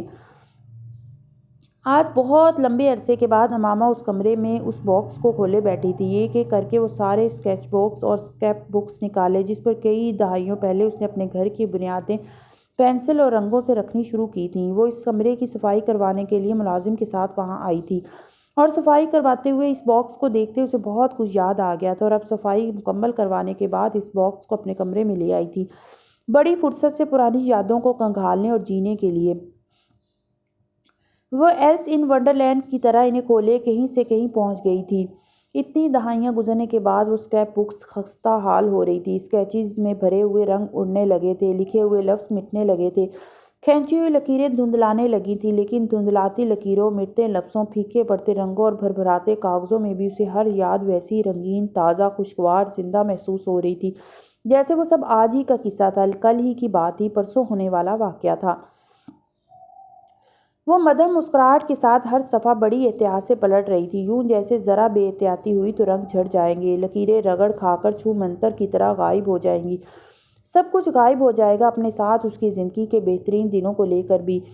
ہر صفحے پر اس کے ہاتھ کے بنے اسکیچز تھے، کون سا کمرہ کیسے بننا تھا، کس دیوار پر کیا لگنا تھا، کہاں کیسا رنگ ہونا تھا، اس کے ہاتھ کی تحریر میں وہ چیزیں لکھی ہوئی تھیں۔ ہر صفحہ، ہر لکیر، ہر تصویر ایک یکدم جیسے بولنے لگی تھی۔ اس کے اور سلار کے درمیان ہونے والی باتیں وہ ہر چیز بنا کر سلار کو دکھاتی تھی، اس کی رائے لیتی تھی، جب بھی جہاں بھی کسی کے گھر اسے کوئی چیز پسند آ جاتی، وہ چیز اس کی اسکریپ بک پر موجود اس کے گھر کے کسی کمرے کا حصہ بن جاتی تھی۔ ان صفحات میں بنی تصویروں کو دیکھتے ہوئے اس کے کانوں میں اپنی اور سالار کی آوازیں گونجنے لگی تھیں۔ پتہ نہیں زندگی اتنی تیزی سے کیوں گزرتی ہے یا پھر بالکل رک کیوں جاتی ہے۔ جب وہ سالار کے ساتھ تھی تو سب کچھ ہوا کی رفتار سے گزر جاتا تھا، اور اب وہ اس کے ساتھ نہیں تھی تو سب کچھ ایسے رک گیا تھا جیسے زندگی کو زنگ ہی لگ گیا ہو۔ اس نے ایک صفحہ اور پلٹا، پھر ایک اور، پھر اور۔ اس اسکیچ بک میں موجود گھر بناتے ہوئے اسے کبھی اندازہ نہیں تھا کہ وہ زندگی میں صرف یہی ایک گھر بنا سکتی تھی، وہ بھی کاغذوں پر، حقیقت میں نہیں۔ وہ محنت اور وقت جو اس نے اس گھر پر لگایا تھا شاید اتنی ہی مدت تھی جتنی کوئی اپنے گھر پر لگاتا تھا، لیکن اس کا گھر اس مدت کے بعد بھی کاغذوں پر ہی رہا تھا، کبھی زمین پر حقیقت بن کر کھڑا نہیں ہو سکا تھا۔ اس کی زندگی کی بہت ساری خواہشات میں صرف وہ ایک ایسی تھی جو حسرت بنی تھی، اور اب تو ایک مدت ہو گئی تھی اس نے گھر کے بارے میں سوچنا ہی چھوڑ دیا تھا۔ آج بس اس باکس کو دیکھنے پر اسے یاد آیا تھا اس نے کبھی ایک گھر بنانے کی کتنی خواہش کی تھی، بچت بھی کی تھی، کوشش بھی، لیکن بعض چیزیں مقدر میں نہیں ہوتیں۔ ان صفوں پر پھیلی خوابوں کے گھر کی وہ تصویریں اس کی زندگی کے سب سے اچھے دنوں کی تصویریں تھیں۔ ان کے در و دیوار سے اس کی خوشیاں اب بھی جھلکتی تھیں، اتنے سالوں کے بعد بھی۔ وہ گھر حقیقت میں نہ ڈھلنے کے باوجود اسے عجیب خوشی دے رہا تھا، عجیب طرح سے گدگدا رہا تھا، جیسے کوئی ننھا بچہ اپنا دل پسند کھلونا پا لینے پر کھلکھلاتا ہو۔ ایک گہرا سانس لے کر اس نے ان اسکیچ بکس کو بند کیا، لیکن پھر باکس میں رکھنے کی بجائے وہیں سامنے پڑی میز پر رکھ دیا۔ اسے امریکہ سے آنے والے اس مہمان کے استقبال کی تیاری کرنی تھی جو تھوڑی دیر میں وہاں پہنچ رہا تھا۔ وہ جبریل اسکندر کی ڈاکٹر ویزل برنارڈ کے ساتھ آخری سرجری تھی۔ وہ اس کے بعد ریٹائر ہو رہے تھے اور ان کے اسسٹنٹ کے طور پر وہ آخری سرجری اس کی زندگی کی سب سے اہم سرجری تھی۔ وہ 5 سالہ ایک بچہ تھا جو سیڑھیوں سے گر کر سر پر لگنے والی ایک چوٹ کے بعد کوما میں چلا گیا تھا، اور اب اسے سرجری کی ایمرجنسی میں ضرورت پڑی تھی۔ اس کے برین میں انٹرنل بلیڈنگ ہو رہی تھی۔ جبریل ڈاکٹر ویزل کے ساتھ پچھلے 2 سالوں سے کام کر رہا تھا۔ وہ امریکہ کی تاریخ کے کامیاب ترین سرجنز میں سے ایک تھے، اور جبریل ان کا پسندیدہ ترین اسسٹنٹ تھا۔ ڈاکٹرز کے سرکل میں ڈاکٹر ویزل برنارڈ کو دیوتا کی حیثیت حاصل تھی۔ وہ یہودی النسل تھے اور ان کے ساتھ کام کرنا خود ایک اعزاز سمجھا جاتا تھا۔ وہ مزاجاً بہت اکھڑے اور تیکھے مزاج کے تھے اور بہت کم کسی کے کام سے خوش ہونے والوں میں سے تھے، خاص طور پر کسی مسلمان کے، اور وہ بھی ایشیائی نسل کے۔ اس کے باوجود جبریل اسکندر ان کا چہیتا تھا۔ کہیں نہ کہیں وہ اس میں اپنا آپ دیکھتے تھے، اس کے کمپوزر، اس کی سکلز کو، اور یہ بات اس ہاسپٹل میں سب کو پتہ تھی کہ ڈاکٹر ویزل کو ٹھنڈا رکھنے کا کام جبریل اسکندر سے بہتر کوئی نہیں کر سکتا۔ اور جتنے مہربان وہ جبریل کے ساتھ تھے، اتنے ہی متاثر وہ ڈاکٹر ویزل سے تھا۔ نیورو سرجن کے طور پر ان کا ڈنکا اگر دنیا میں بجتا تھا تو وہ اس قابل تھے۔ اپنی بدمزاجی کے باوجود انہوں نے ساری عمر شادی نہیں کی تھی، 2 کتے اور 2 بلیاں پالی تھیں اور ساری زندگی انہی کے ساتھ گزاری تھی۔ انہوں نے جبریل کو بھی اپنے ساتھ پہلی ملاقات میں پہلا مشورہ یہی دیا تھا۔ تم اس فیلڈ میں بہت آگے جا سکتے ہو، اس لیے شادی مت کرنا، اپنے پروفیشن اور کیریئر کو فوکس کرنا۔ دنیا کا ہر شخص اپنی زندگی اچھی کرنے کے لیے شادی کر سکتا ہے، لیکن دنیا کا ہر شخص دوسروں کی زندگی بچانے کے لیے اپنی زندگی قربان نہیں کر سکتا۔ انہوں نے جبریل کو نصیحت کی تھی جو اس نے مسکرا کر سنی تھی۔ اور اب اتنا عرصہ ان کے ساتھ گزارنے کے بعد وہ ڈاکٹر ویزل کے مزاج کو بخوبی سمجھ اور پڑھ سکتا تھا۔ تمہارا ہاتھ مسیحا کا ہاتھ ہے، کیونکہ تم اچھے ماں باپ کا خون رگوں میں لیے ہوئے ہو اور قرآن کے حافظ ہو۔ اپنی اس مسیحائی کی حفاظت کرنا۔ انہوں نے چند دن پہلے اس کے اپارٹمنٹ میں پر اس کے ساتھ کھانا کھاتے ہوئے کہا تھا، جو اس کی طرف سے ان کے لیے ایک الوداعی ڈنر تھا۔ وہ ان کی بات پر حیران رہ گیا۔ وہ ایک بےحد معتصب اور کٹر قسم کے یہودی تھے۔ ان کی زبان سے قرآن حفظ کرنے کو مسیحائی سے جوڑنا جبریل کے لیے ناقابل یقین تھا، اور اس کے چہرے اور آنکھوں کی حیرانی نے جیسے اس کے تعجب کو ان تک بھی پہنچایا تھا۔ آپ برے مسلمان برے لگتے ہیں، اچھے نہیں، وہ کہہ کر اپنی ہی بات پر خود ہنسے تھے۔ آپ سے بہت کچھ سیکھا ہے میں نے۔ جبریل نے بھی انہیں خراج تحسین پیش کرنا چاہتا تھا۔ انہوں نے ٹوکتے ہوئے کہا، میں نہ بھی ہوتا تو بھی تم سیکھتے۔ مجھے خوشی ہے کہ مجھے بھی اپنی زندگی کے آخری سالوں میں تمہارے ساتھ کام کرنے کا موقع ملا، انہوں نے جواباً اس سے کہا۔ ڈاکٹر ویزل کی شخصیت کی اس پہلو کی جھلک صرف جبریل نے دیکھی تھی، اور کوئی بھی مر کر بھی یقین نہیں کر سکتا تھا کہ وہ کسی کے لیے اتنے مہربان ہو سکتے تھے۔ جبریل کو ان کے ساتھ کام کرنا کبھی مشکل نہیں لگا تھا، لیکن اب ان کے جانے کے بعد وہ خود ایک سرجن کے طور پر اپنے کیریئر کا آغاز کرنے جا رہا تھا۔ آپریشن ٹیبل پر لیٹے ہوئے اس بچے کے دماغ کا آپریشن کرتے ہوئے وہ ڈاکٹر ویزل کے بالکل برابر میں کھڑا تھا۔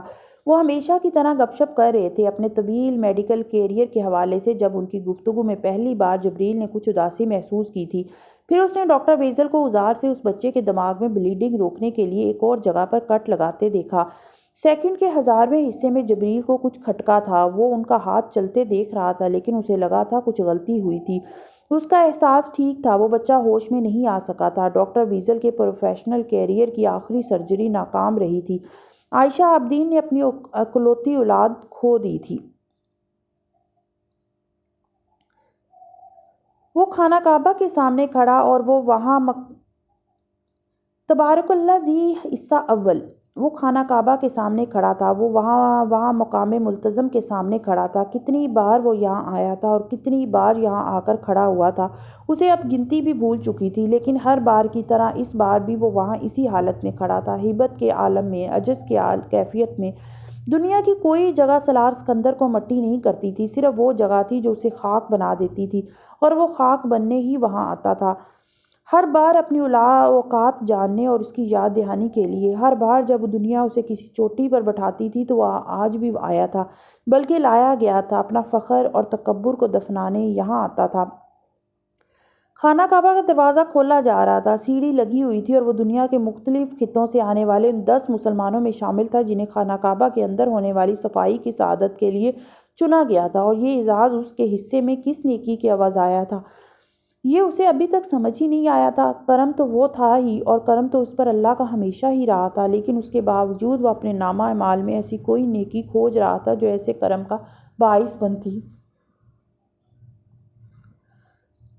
وہ شاہی خاندان کا مہمان بن کر پچھلے سالوں میں کئی بار عمرے کی سعادت حاصل کر چکا تھا، امامہ کے ساتھ بھی، اس کے بغیر بھی، مگر یہ دعوت نامہ جو وہاں سے اس بار آیا تھا وہ سالار سکندر کو کسی اور ہی کیفیت میں لے گیا تھا۔ ایسا انعام اور اتنا انعام، ایسا کرم اور اتنا کرم، وہ خطا کار، وہ گناہ گار تھا، ایسا کیا کر بیٹھا تھا کہ اب یوں درگزر کر رہا تھا، یوں عطا کر رہا تھا، وہ بھی جو وہم و گمان میں بھی نہ آنے والی باتیں ہوں۔ وہ اس دعوت نامے کو آنکھوں سے لگا کر روتا رہا تھا۔ کیا صاف کرنا تھا اس نے وہاں جا کر؟ سب صفائی تو اس کے اپنے اندر ہونے والی تھی اور ہوتی آ رہی تھی۔ امامہ بھی وہاں تھی، ایک دوسری قطار میں، انہی افراد کی فیملیز کے ساتھ۔ وہ اسے بھی ساتھ لایا تھا اور وہ اسے رشک سے دیکھ رہی تھی۔ اس کے علاوہ وہ اور کیا کر سکتی تھی؟ اس کے گھر امریکہ سے آنے والا وہ مہمان اس بار اس کے لیے ایسی سعادت لانے والا تھا، اس کا اندازہ تو اسے تھا ہی نہیں۔ وہ اسے ہمیشہ سرپرائز کرتا تھا، بغیر بتائے آ جاتا تھا جب بھی کبھی اسے وقت ملتا تھا، 2 دن کے لیے، 3 دن کے لیے۔ اس بار بڑے عرصے کے بعد اس نے امامہ کو اپنی آمد کے بارے میں پہلے سے بتایا تھا۔ تمہارے لیے ایک سرپرائز ہے، اس نے امامہ سے کہا تھا، اور وہ ہمیشہ کی طرح سرپرائز بوجھ گئی تھی۔ ایسا کبھی نہیں ہوا تھا اس نے وہ پہیلیاں نہ بوجھی ہوں جو سالار اس کے سامنے رکھتا تھا۔ تم مجھے عمرے پر لے کر جاؤ گے؟ اس نے کئی اندازے لگانے کے بعد اس سے فون پر کہا، اور اس کے ہنسنے پر امامہ نے فاتحانہ انداز میں کہا، مجھے پتہ تھا، لیکن جس سعادت کے لیے اللہ نے اسے اس بار بلایا تھا اسے اس کا اندازہ نہیں تھا، وہ اسے نہیں بوجھ سکی تھی۔ اور جب اس صبح اس نے بالآخر امامہ کو وہ دعوت نامہ دکھایا تھا تو وہ گنگ ہو کر رہ گئی تھی، تو پھر وہی ہوا تھا جو ہوتا آیا تھا، جو ہونا تھا۔ وہ پھوٹ پھوٹ کر روئی تھی۔ تم اس لیے رو رہی ہو کہ یہ دعوت نامہ تمہارے لیے نہیں ہے؟ سالار نے اس کے بہتے آنسو روکنے کے لیے جیسے اسے چھیڑا۔ نہیں، میں اس لیے رو رہی ہوں کہ…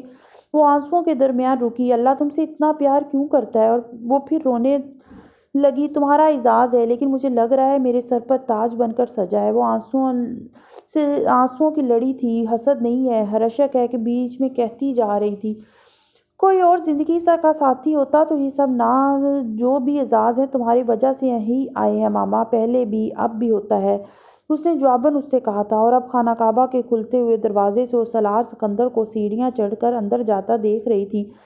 وہ اندر جانے والا آخری شخص تھا، معجزہ ہی تھا، وہ اندر تھا، وہ زندہ تھا، صحت مند، تندرست، چاق و چوبند، اس عمر میں بھی 20-22 گھنٹے کام کرتے رہنے کی سکت کے ساتھ۔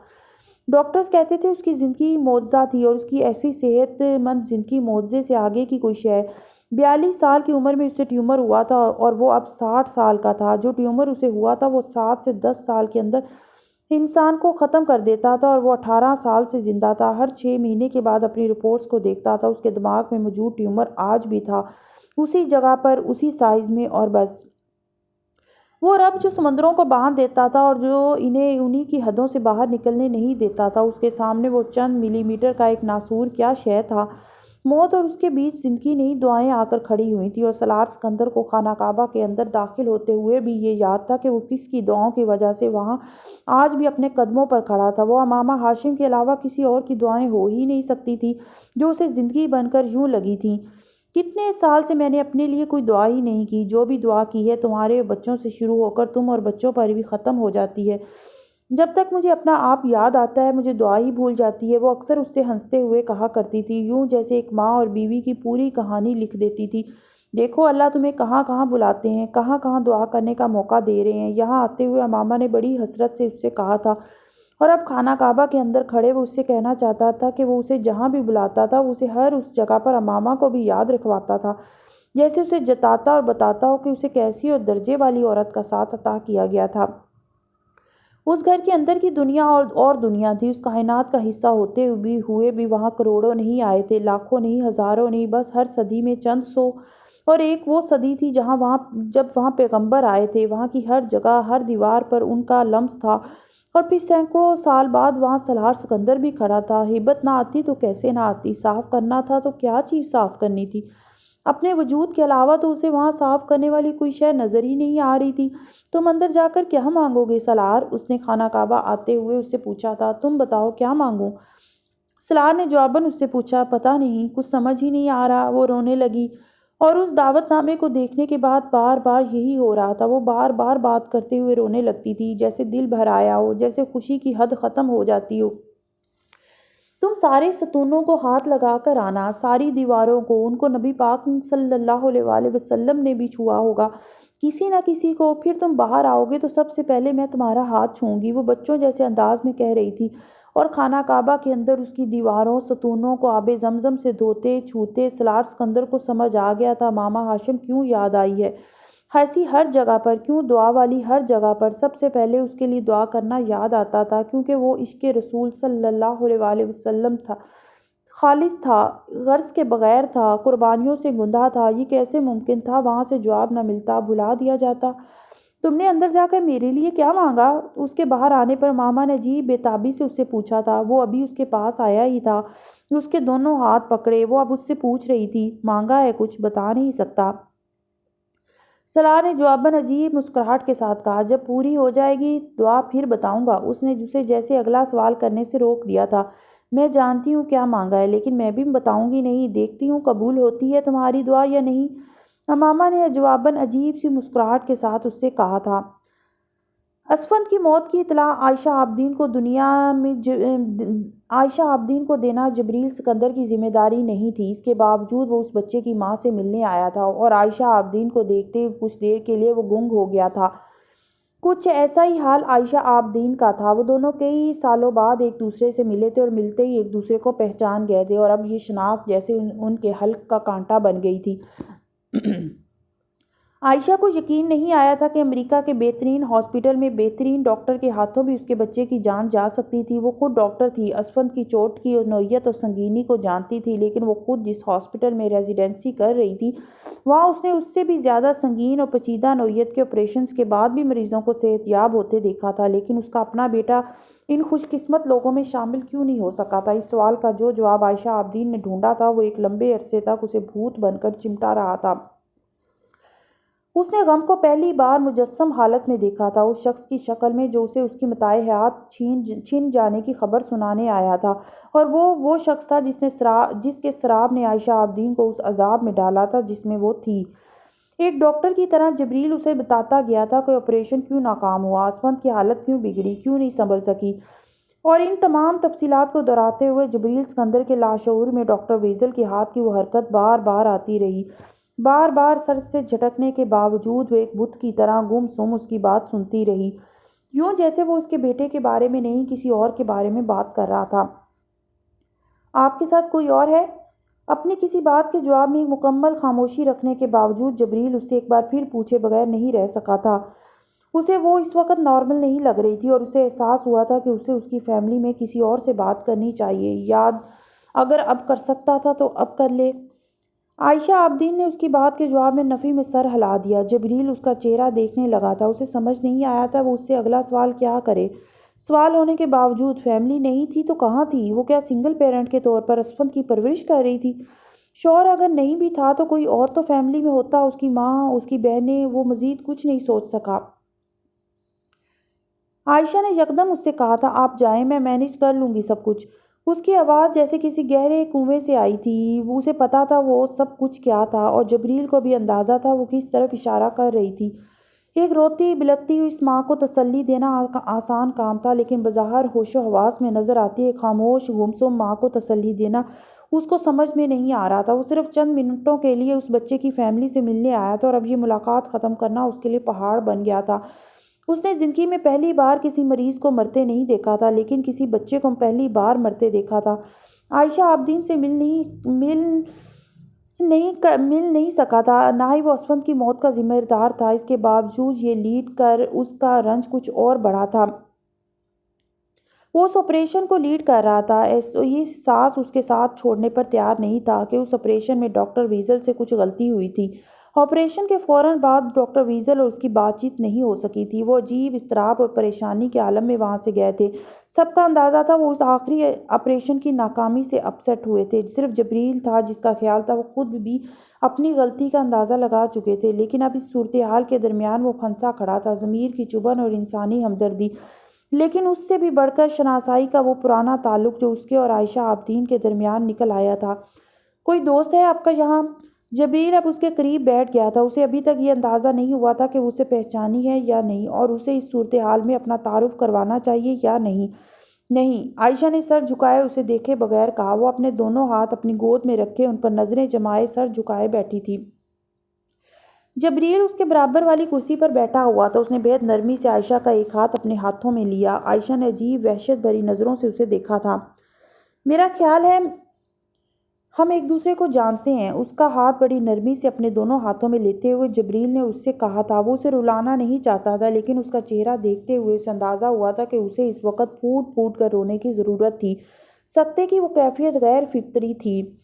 میں جبریل سکندر ہوں، نیسا کا کلاس فیلو اور دوست، اور مجھے بہت افسوس ہے کہ ہم اسفند کو نہیں بچا سکے، وہ مدھم آواز میں اس کا ہاتھ تھپکتے ہوئے کہہ رہا تھا۔ عائشہ نے گردن موڑ کر بھی اس کو نہیں دیکھا تھا۔ وہ اس وقت کسی کو پہچاننا نہیں چاہتی تھی، خاص طور پر ساتھ بیٹھے ہوئے شخص کو۔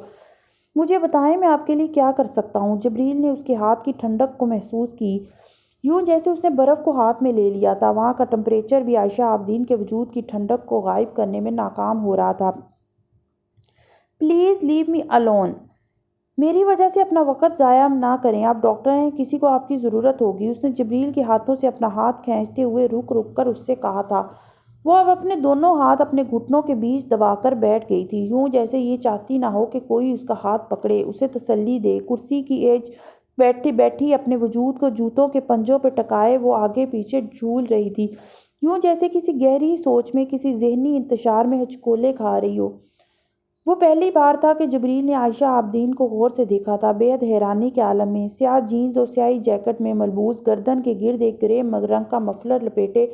اس کی ہم عمر وہ لڑکی اب اس کی ہم عمر نہیں لگ رہی تھی۔ اس کے کندھوں سے نیچے تک لہراتے سیاہ چمکدار بالوں میں جگہ جگہ سفید بال تھے۔ اس کی رنگت زرد تھی اور آنکھیں سرخ، یوں جیسے وہ آدھی رونے والوں میں سے تھی یا پھر ساری ساری رات جاگنے والوں میں سے۔ اس کے سر پر وہ حجاب بھی نہیں تھا جو سالوں پہلے اس کی پہچان تھا۔ ڈاکٹر نورین الہی کے خاندان میں وہ حجاب لینے والی پہلی اور واحد لڑکی تھی، اور بے حد اچھی خاندانی اقدار رکھنے کے باوجود جبریل جانتا تھا کہ نیسا اور اس کے خاندان کا رجحان مذہب کی طرف نہیں تھا۔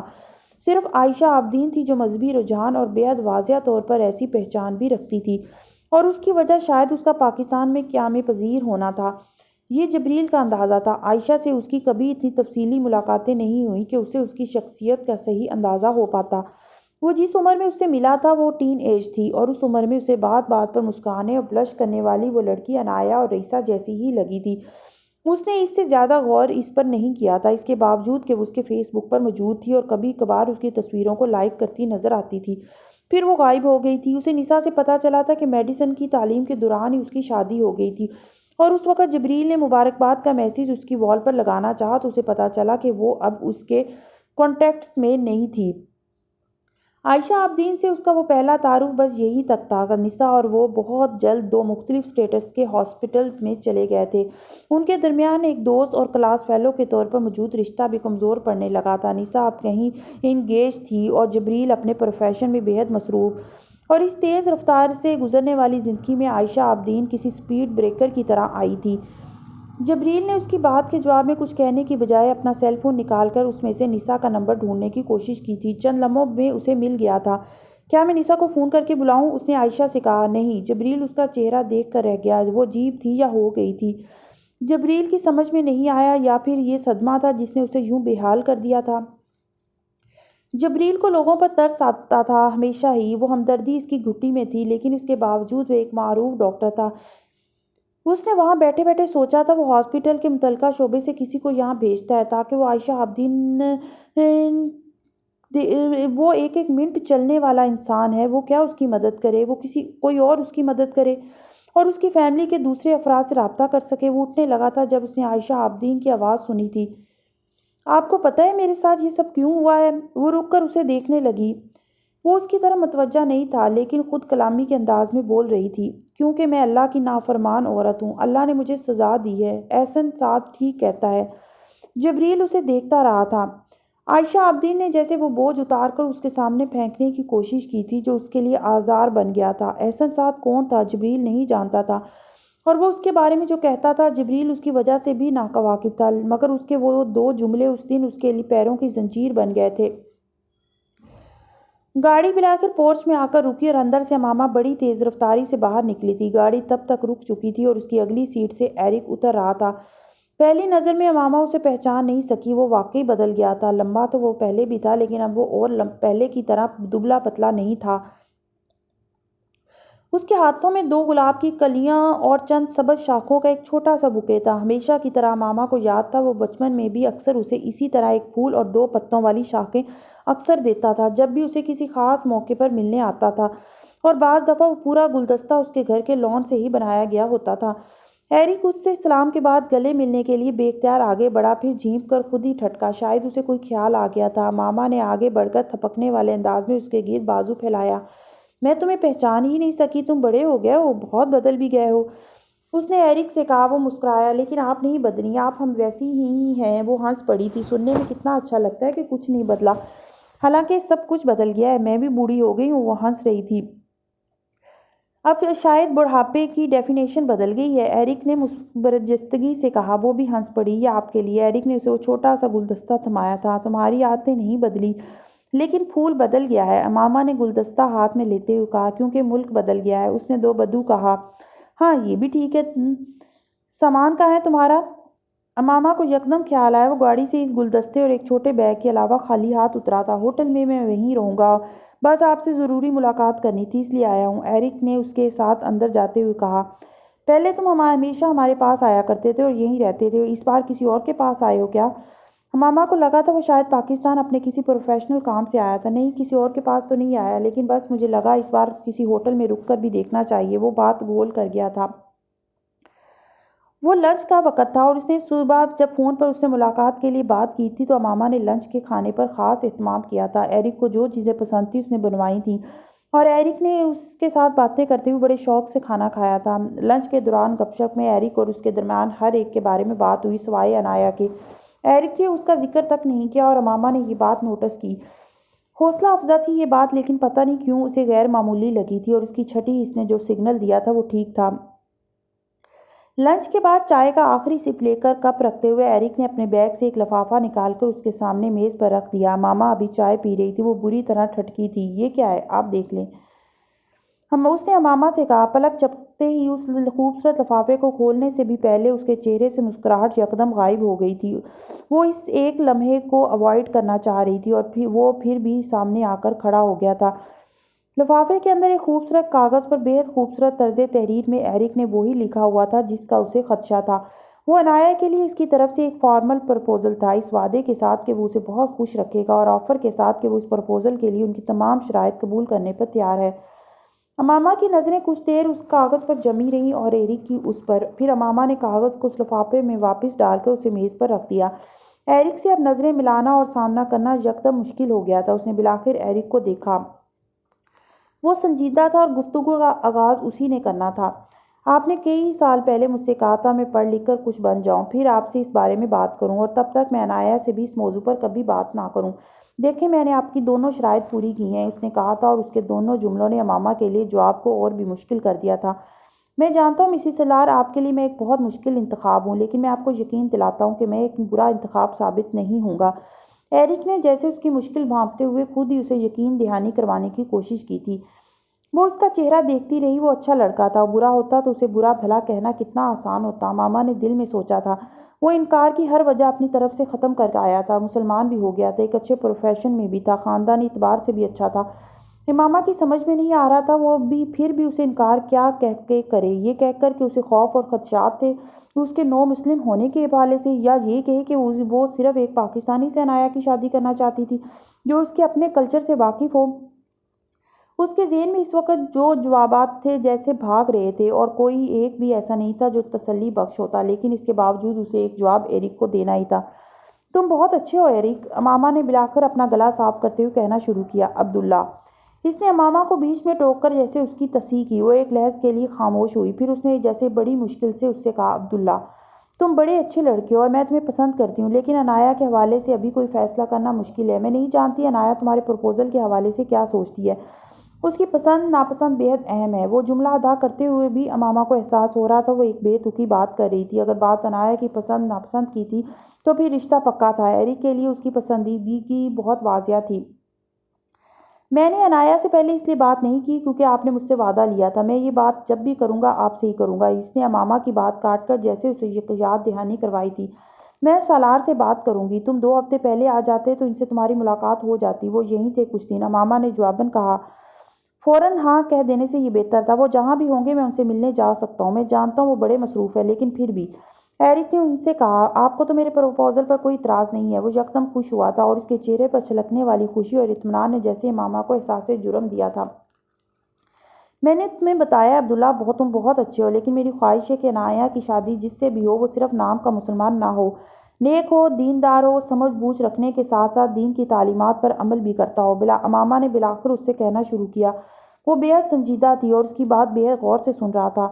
مرد کو دین کا پتہ نہ ہو تو عورت کے لیے بہت مسئلہ ہو جاتا ہے، یہ ایک پوری نسل کی تربیت کی بات ہوتی ہے۔ ہم لوگ لبرل مسلمان ہیں، لیکن بے دین اور بے عمل نہیں ہیں، اور نہ ہی ایسے ہونا چاہیے، نہ اپنی اگلی نسلوں کے لیے یہ چاہتے ہیں۔ مجھے نہیں پتا تم کتنے اچھے ہو اور کتنے دیندار ہو، اور اسلام کے بارے میں تمہارے کیا کنسیپٹ ہیں اور کتنے واضح ہیں، لیکن عنایا بہت مذہبی ہے۔ میں نہیں چاہتی اس کی شادی کسی ایسی جگہ ہو جہاں میاں بیوی کے درمیان جھگڑے کی وجہ مذہبی اعتقادات اور ان پر عمل نہ ہونا یا ہونا۔ وہ کہتی جا رہی تھی، تمہیں شاید یہ پتہ نہ ہو لیکن میں بھی نو مسلم تھی، اپنے مذہب کو ترک کر کے اسلام کی صحیح تعلیمات اختیار کی تھی۔ میں نے فیملی بڑے مسائل کا سامنا کیا تھا، یہ آسان نہیں تھا۔ اس کی آواز بھرا گئی تھی، وہ رکی، اپنی آنکھیں پونچھتے وہ گھر سب چھوڑا تھا، ہنسی یوں جیسے اپنے آپ کو اپنے آنسو چھپانا چاہتی ہو۔ مسلمان پریکٹیکلی یہ کام آسان نہیں تھا، اس نے دوبارہ کہنا شروع کیا، لیکن سالار نے بہت آسان کر دیا میرے لیے۔ وہ ہے، اور میں اپنی بیٹی کے لیے اس کے باپ جیسا مسلمان ہی چاہتی ہوں۔ زندگی میں اتنی تکلیفیں برداشت کر کے، اتنی لمبی جدوجہد کے بعد میں اپنی اگلی نسل کو پھر سے بے دین اور بے عمل دیکھنا نہیں چاہتی ہوں۔ تم مسلمان تو ہو، لیکن شاید اسلام کی تعلیمات میں اتنی دلچسپی نہ ہو، کیونکہ مسلمان ہونے کی تمہاری وجہ ایک لڑکی سے شادی ہے، شادی ہو جائے گی، تمہاری دلچسپی دین میں ختم ہو جائے گی، کچھ عرصے بعد شاید تمہیں یہ بھی پرواہ نہ رہے کہ تم مسلمان ہو۔ حرام اور حلال کے درمیان جو دیوار ہم اٹھا کر رکھتے ہیں، تمہارے لیے وہ اٹھانا ضروری نہ ہو۔ محبت بہت دیر پا چلنے والی شے نہیں ہے۔ اگر 2 انسانوں کے بیچ عادات، اعتقادات اور خیالات کی خلیج ہو تو۔ ایرک نے اس کی گفتگو کے درمیان اسے ایک بار بھی نہیں ٹوکا تھا، وہ صرف خاموشی سے اس کی باتیں سنتا رہا۔ تم کسی ویسٹرن لڑکی سے شادی کر لو تو تمہاری بہت اچھی نبھے گی، وہ اب اسے جیسے مشورہ دیتے ہوئے راستہ دکھانے کی کوشش کر رہی تھی۔ وہ مسکرایا، کوئی اچھی مسلمان لڑکی جو وہیں سے ہو۔ اس بار اس نے اس لمبی گفتگو کے دوران پہلی بار امامہ کو ٹوکا۔ وہ جو بھی ہوگی آپ کی بیٹی تو نہیں ہوگی مسز سالار۔ امامہ خاموش ہو گئیں۔ آپ نے اچھا کیا یہ سب کچھ کہا مجھ سے، جو بھی آپ کے خدشات ہیں میں اب انہیں دیکھ سکتا ہوں اور آپ کو وضاحت بھی دے سکتا ہوں۔ 9 سال ہو گئے مجھے عبداللہ بنے، لیکن مجھے لگتا ہے مسلمان میں بہت پہلے سے تھا، تب سے جب آپ لوگ کے خاندان سے ملنا شروع ہوا تھا۔ وہ بہت سوچ سوچ کے ٹھہر ٹھہر کے کہہ رہا تھا، میں بہت زیادہ باعمل اور باکردار نہیں ہوں، آپ کے بیٹوں جیسا تو بالکل بھی نہیں ہوں، لیکن اپنے آس پاس نظر آنے والے بہت سے مسلمانوں سے بہتر ہوں۔ 9 سال میں نے اپنے دین کے حوالے سے صرف حرام اور حلال ہی کو نہیں سمجھا، اور بھی بہت کچھ سمجھنے کی کوشش کی ہے۔ مجھے پتہ ہے آپ کبھی قادیانی تھی، پھر آپ تائب ہو کر مسلمان ہوئی۔ مجھ سے یہ مت پوچھیے گا کہ یہ مجھے کس نے بتایا، لیکن میں یہ جانتا ہوں اور اس لیے آپ سے یہ توقع رکھتا ہوں کہ آپ مجھ سے زیادہ ہمدردی رکھیں گی۔ آپ کی طرح میں بھی اپنی اگلی نسل کو اچھا انسان اور مسلمان دیکھنا چاہتا ہوں، صرف مسلمان نہیں۔ اس لیے آپ کی بیٹی سے شادی کرنا چاہتا ہوں۔ ایک اچھی دیندار عورت ہی ایک اچھے گھرانے کی بنیاد رکھتی ہے، یہ بھی دین نے ہی بتایا مجھے۔ حمامہ اس کی باتیں سن رہی تھی۔ عبداللہ اس کے انکار کو بہت مشکل کرتا جا رہا تھا۔ وہ جو بھی اس سے کہہ رہا تھا کلیریٹی سے کہہ رہا تھا، مجھے عنایا بہت اچھی لگتی ہے۔ وہ جو بھی اس سے کہہ رہا تھا وہ کلیئرٹیز کے ساتھ کہہ رہا تھا، مجھے عنایا بہت اچھی لگتی ہے، محبت کرتا ہوں اس سے، لیکن شادی کا فیصلہ صرف محبت کی وجہ سے نہیں کیا، نہ ہی مذہب کی تبدیلی محبت کے نتیجہ ہے۔ میری زندگی میں آپ اور آپ کی فیملی کا ایک بہت پازیٹیو رول رہا ہے۔ میں آپ لوگوں کے مذہب کے بارے میں بہت متاثر ہوا تھا، آپ لوگوں کی انسانیت اور مہربانی سے پہلے متاثر ہوا تھا، اور میری زندگی کے ایک بہت مشکل فیز میں مجھے آپ لوگوں کا حسن سلوک یاد آیا۔ ایک ایک چیز آپ کہیں تو میں دہرا سکتا ہوں۔ میں اس مذہب کے ایپ میں آ گیا تھا جو ایسے خوبصورت انسان بنانے کی صلاحیت اور قدرت رکھتا تھا۔ میں اس وقت بہت چھوٹا تھا، آپ لوگوں کے لیے جو محسوس کرتا تھا اسے آپ لوگوں کو بتا نہیں سکتا۔ اب اتنے سالوں بعد مجھے موقع ملا تو میں بتا رہا ہوں۔ وہ رکا، سر جھکائے بہت دیر خاموش رہا۔ تبارک اللہ ذی حصہ دوم، آپ لوگ میری زندگی میں نہ آتے تو میں ایک بہت برا انسان بنتا۔ پاپا کی موت کے بعد میں ویسے ہی تھا جیسے سمندر میں ایک چھوٹی سی کشتی جس کی کوئی سمت نہیں، ڈوب جاتی تو ڈوب جاتی۔ میں اس وقت بہت دعا کرتا تھا کہ مسٹر سکندر کو کچھ نہ ہو، ان کا ٹریٹمنٹ صحیح ہو جائے، کیونکہ میں نہیں چاہتا تھا آپ کے گھر میں وہ تکلیف آئے جس سے میں اور میری فیملی گزر رہی تھی۔ وہ چپ ہو گیا، ماما بھی بول نہ سکی، پانی دونوں کی آنکھوں میں تھا اور درد بھی، اور دونوں چیزوں کو چھپانے کی کوشش میں تھے۔ میں پاکستان صرف آپ سے بات کرنے اور یہ سب بتانے کے لیے آیا ہوں۔ آپ نے اپنی بیٹی کی تربیت بہت اچھی کی ہے، وہ بہت عزت اور حیا والی ہے، اور میں نے اتنے سالوں میں اس کے لیے محبت کا جذبہ رکھنے کے باوجود ان حدود کا احترام کیا ہے جو آپ نے اس کے لیے طے کی ہیں اور جسے اس نے کبھی نہیں توڑا۔ میں آپ کی بیٹی کو اتنی عزت اور احترام کے ساتھ اپنی زندگی اور گھر کا حصہ بنانا چاہتا ہوں۔ عبداللہ نے اپنے بیگ سے ایک چھوٹی سی ڈبیا نکال کر اس لفافے کے اوپر رکھ دی جو اس نے میز پر رکھا تھا۔ اس خوبصورت لفافے کے اوپر ایک خوبصورت سرخ ڈبیا میں عنایا سکندر کا نصیب تھا جو اتنا ہی خوبصورت تھا۔ نم آنکھوں کے ساتھ ماما اس ڈبیا سے نظریں نہیں ہٹا سکی۔ اس کی مرضی سے کبھی کچھ نہیں ہوتا تھا، لیکن جو بھی ہوتا تھا وہ بہترین ہوتا تھا۔ رنگ خوبصورت ہے پر نکلی ہے۔ حمید نے ڈنر ٹیبل پر بیٹھے فش اور چپس کھاتے ہوئے ڈبیا کو رئیسہ کی طرف سرکایا جو سلاد کا ایک پیالہ کھاتے ہوئے اس کی بات سن رہی تھی۔ کھلی ہوئی ڈبیا کو بند کرتے ہوئے اس نے اسی ہاتھ سے اپنے گلاسز ٹھیک کیے اور بڑے تحمل سے کہا، آئی نو۔ وہ فش اور چپس تقریباً نگل رہا تھا اور ساتھ ساتھ ٹی وی لاؤنج میں اسکرین پر ایک میچ بھی دیکھ رہا تھا۔ رئیسہ ویکینڈ گزارنے وہاں آئی تھی، امریکہ واپس آنے کے بعد، اور اگلے دن عنایا بھی وہاں پہنچ رہی تھی، اور اس وقت ایک فاسٹ فوڈ سے ہوم ڈیلیوری کروانے کے بعد وہ کھانا کھانے میں مصروف تھے جب رئیسہ نے وہ انگوٹھی اسے دکھائی تھی۔ تم نے کسی کو دینی ہے یا تمہیں کسی نے دی ہے؟ حمید نے میچ دیکھتے دیکھتے چلی ساس کی بوتل تقریباً اپنی پلیٹ میں خالی کرتے اس سے پوچھا۔ حشام نے دی ہے، رئیسہ نے کسی تمہید کے بغیر مدھم آواز میں بے حد سنجیدگی سے کہا۔ اس بار حمید نے اسکرین سے نظریں ہٹا لیں۔ جب وہ واپس آئے گا تو میں اسے واپس کر دوں گی، اس نے ایک لمحے کے توقف کے بعد اسی سانس میں کہا۔ مطلب؟ حمید اب سنجیدہ ہو گیا تھا۔ اس نے مجھے پرپوز کیا ہے، لیکن میں اس کا پرپوزل قبول نہیں کیا۔ میں چاہتی ہوں پہلے دونوں فیملیز آپس میں بات کر لیں، رئیسہ نے اسے مختصراً بتایا۔ لیکن حشام تو ابھی اپنی فیملی کے ساتھ بحرین میں ہوگا، اس کی فیملی کیا وہاں سے آ کر بات کرے گی؟ حمید نے جواباً اس سے پوچھا۔ وہ کچھ دیر پہلے حشام اور اس کی فیملی کے حوالے سے بات کر رہے تھے۔ 3 دن پہلے بحرین میں ہونے والی رائل فیملی کے اس پلین کریش میں وہاں کے حکمران اور اس کی فیملی کے 6 افراد کی ہلاکت ہوئی تھی۔ بحرین کا حکمران حشام کا تایا تھا، اور اس حادثے کی اطلاع ملنے کے فوراً بعد حشام اپنی فیملی کے ساتھ بحرین چلا گیا تھا۔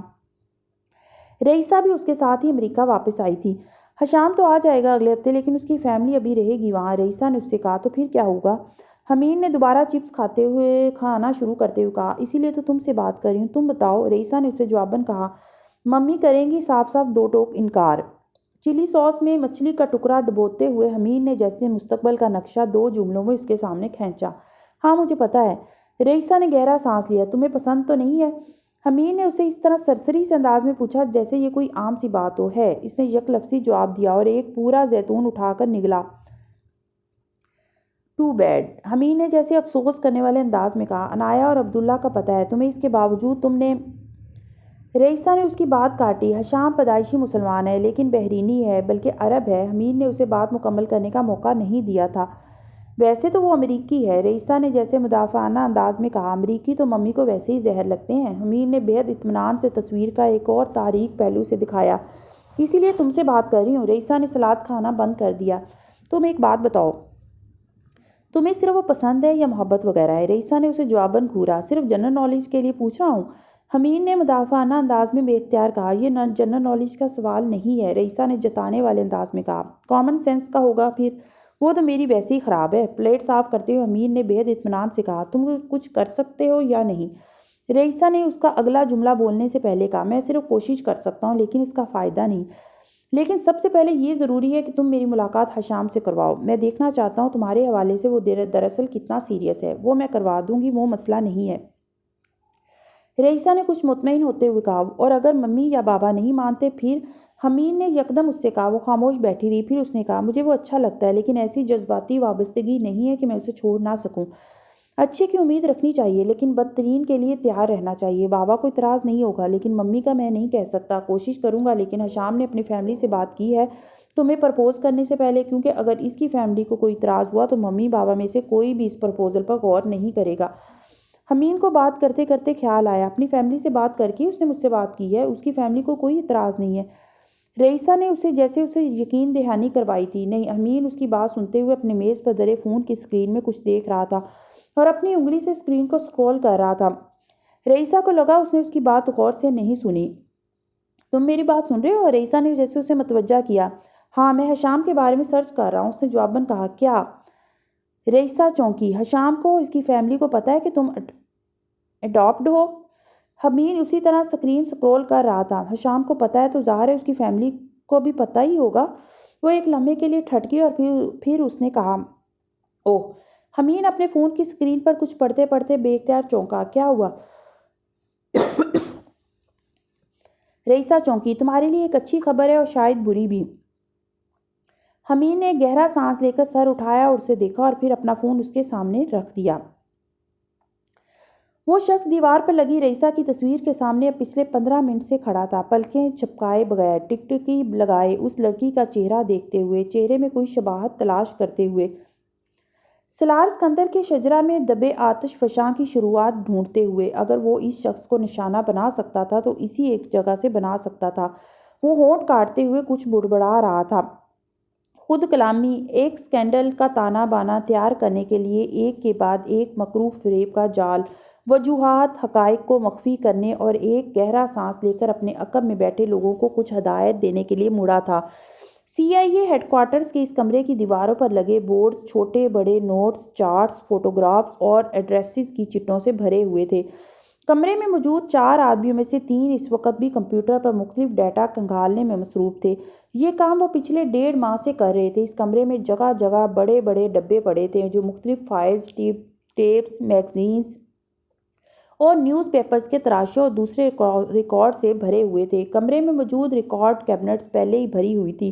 کمرے میں موجود تمام ڈیٹا ان کمپیوٹرز کی ہارڈ ڈسکس میں بھی محفوظ تھا۔ کمرے میں موجود 2 آدمی پہلے 1.5 ماہ سے سالار اسکندر کے بارے میں آن لائن آنے والا تمام ریکارڈ اور معلومات اکٹھی کرتے رہے تھے۔ کمرے میں موجود تیسرا شخص سالار اور اس کی فیملی کے ہر فرد کے ای میلز کا ریکارڈ کھنگالتا رہا تھا۔ چوتھا شخص اس کی فیملی اور مالی معلومات کو چیک کرتا رہا تھا۔ اس ساری جدوجہد کا نتیجہ ان تصویروں اور شجرہ نسب کی صورت میں ان بورڈز پر موجود تھا۔ وہ 4 لوگ دعویٰ کر سکتے تھے کہ سالار اور اس کی فیملی کی پوری زندگی کا ریکارڈ اگر خدا کے پاس موجود تھا تو اس کی ایک کاپی اس کمرے میں بھی تھی۔ سلار کی زندگی کے بارے میں کوئی ایسی چیز نہیں تھی جو ان کے علم میں نہیں تھی یا جس کے بارے میں وہ ثبوت نہیں دے سکتے تھے۔ CIA کے سٹنگ آپریشن سے لے کر اس کی ٹین ایج کی گرل فرینڈز تک، اس کے مالی معاملات سے لے کر اس کی اولاد کی پرسنل اور پرائیویٹ لائف تک، اس کے پاس ہر چیز کی تفصیلات تھیں۔ لیکن سارا مسئلہ یہ تھا کہ 1.5 ماہ کی اس محنت اور پوری دنیا سے اکٹھے کیے ہوئے اس ڈیٹا میں سے وہ ایسی کوئی چیز نہیں نکال سکے تھے جس سے وہ اس کی کردار کشی کر سکتے۔